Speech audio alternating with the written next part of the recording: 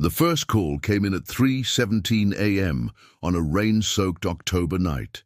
A silent alarm triggered at the Harper Estate, a sprawling property nestled in the hills outside Asheville, North Carolina. By the time I arrived, the scene was eerily undisturbed. No broken windows, no forced locks. Only a single artifact was missing, a 19th century pocket watch, an heirloom passed down through 5 generations of the Harper family. The owners insisted it held little monetary value, but its absence felt deliberate, almost ritualistic. Dust on the display case revealed no fingerprints, and the security system logs had been wiped clean. Over the next 6 weeks, 3 more homes were targeted.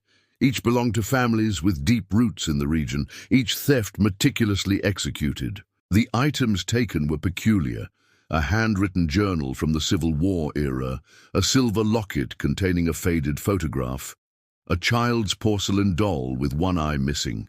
None were insured for significant sums, yet their loss left the victims unsettled, as if something intimate had been severed. The pattern emerged slowly. Every crime scene contained a small, hand-carved wooden owl left near the point of entry. No two were identical, but their craftsmanship suggested a single artist. Forensics found traces of cherry wood and a unique stain, a mix of linseed oil and crushed juniper berries. Rare, but not enough to narrow the search.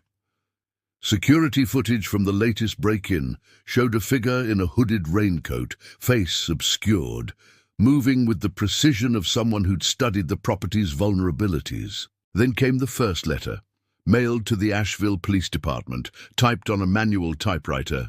"You've overlooked the threads, pull one, and the tapestry unravels." Attached was a photocopy of a property deed from 1927, linking 2 of the victim families to a land dispute that had ended in a suspicious fire. The fire had been ruled an accident, but the letter hinted at secrets buried in the ashes. My partner, a 20-year veteran with a disdain for theatrics, dismissed it as a hoax, but I spent nights cross-referencing old court records, land surveys, and obituaries. The families targeted weren't just wealthy, they were heirs to a legacy of exploitation. The Harper fortune was built on timber mills that had deforested entire mountainsides. The locket's photograph? A young woman named Eliza Carter, a nanny who'd vanished in 1931 after accusing the family of wage theft. The doll belonged to a child who died of tuberculosis in a squalid tenant cabin. The thief wasn't stealing objects. They were collecting evidence. The wooden owls multiplied. By the 5th theft, a pattern emerged in their placement. Each faced east, toward the ruins of the Carter family homestead. The property, abandoned for decades, sat on an overgrown plot near the French Broad River. Local legends claimed it was haunted, stories of flickering lights and whispered arguments echoing after midnight. I went alone, armed with a flashlight and a growing suspicion that the case was personal. The homestead's crumbling chimney was the only structure still standing. Beneath a pile of rotted floorboards, I found a rusted strongbox. Inside were letters, dozens of them, written by Eliza Carter to her sister. They detailed systemic abuse, withheld wages, and a pregnancy she'd hidden. The final letter, dated 2 days before her disappearance, ended mid-sentence. "If I don't return, tell them the Harpers." The next morning, a package arrived at my desk. No return address.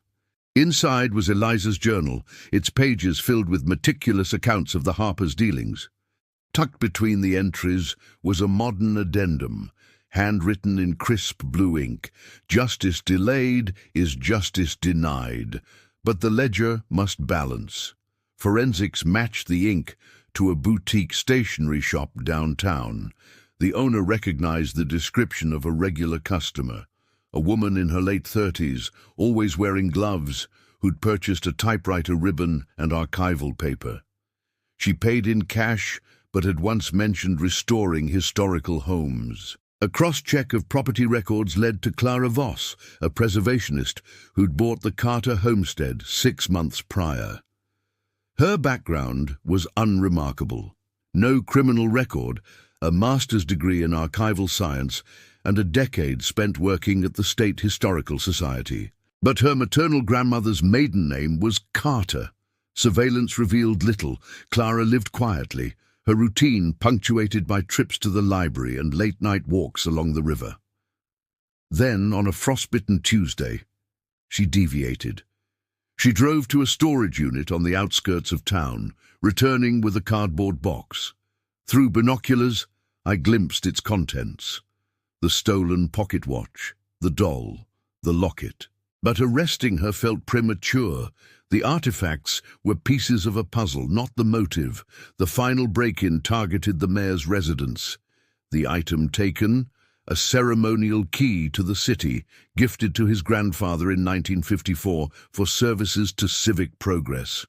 The grandfather had been a judge who D.D. acquitted 3 Harper cousins of arson, the same fire mentioned in the first letter. Clara left no owl this time. Instead, she left a map pinned to the mayor's study door, marking coordinates deep in Pisgah National Forest. The site was a forgotten family cemetery, its headstones weathered to nubs. Buried beneath a cedar tree was a metal case containing land deeds, promissory notes, and photographs of unmarked graves. Among them was Eliza Carter's final resting place, her skull fractured by a blunt object. Clara was waiting when I arrived, her hands gloved, her expression serene.